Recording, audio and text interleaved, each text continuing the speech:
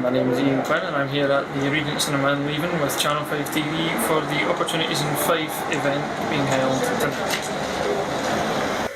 Now, what's in the programme tonight is we have a show reel of some of the work of Channel 5 TV, including the unveiling of an official trailer for our new feature film, The Legend of Black Diamond, which we're actually showing in this very cinema coming new year. So I originally actually started off as a student of theology and ancient history at St Andrews. I was originally going to be a minister. That was Bachelor Divinity, yes, that was it. But niggling inside me was always an interest in film.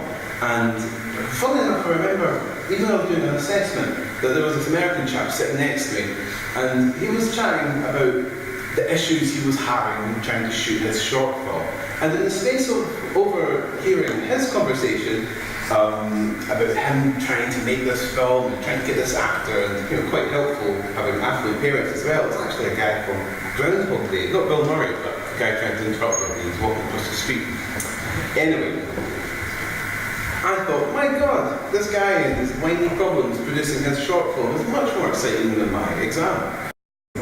I just got to speaking to David Isaac and Colin McQuillan and they were wanting to make a film. And apparently it was to be a short, silent film. As part of the, I think it was the Right Cut Edit or something festival in Edinburgh, where everybody that entered had to make a short, silent film, but it had to be no more than 2 minutes long. And I got cast as the main character, which was really nice. The best piece of advice I can give, because this is what I didn't do basically, I left university having basically no experience. All I had was my degree, and obviously just having your degree or college course like or HNC, HND, it doesn't separate you from anyone else that's applying. So my best piece of advice is, while you're studying, get experience, go and volunteer at places. So when you come out of a college, university, you've got A, contacts, and B, experience you can say that you can go to other companies. Well, the first one was the actual weather bumpers for ITV, so they're actually broadcast in the UK, so that was quite good work to get involved in. I did that at STV. The second one was a feature film that I've just finished, which was called The Students of Springfield Street, which is being taken over to America once the sound's being done. And then the third one is an old promo that I did about 10 years ago, which is a pop promo that I did for MTV, and we had to do two versions in the end because the first one was too violent, so we had to recut it, so that was quite interesting. When I was a teenager, any thoughts of becoming a filmmaker did not enter my head, because well, I'm 50, so back in the 70s you didn't meet people in Scotland who were filmmakers, so most of my energies went into comic strips. My brother used to draw comic strips and I used to create the stories for the comic strips, and then we created a magazine which we used to photocopy and then sell around the town. So when I left school, my ambitions were to actually get a job with Marvel or DC or DC Thomson up in Dundee.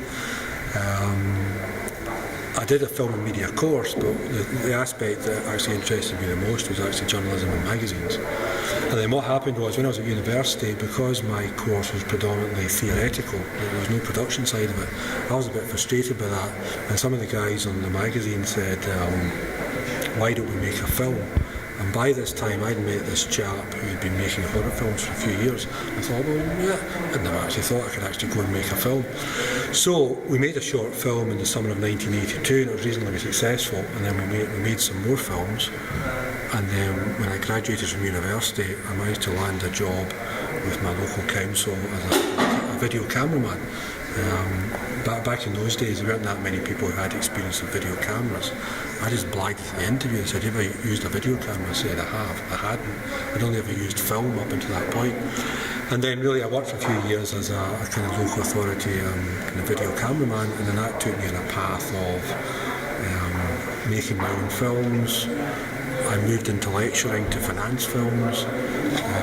I spent some time running my own production company in the west of Scotland, and then in '98 I took a job with Fife Council as the region's first film officer, and we got lottery funding to run a media centre called MyMac. So that, in a nutshell, that's been my kind of film career to date.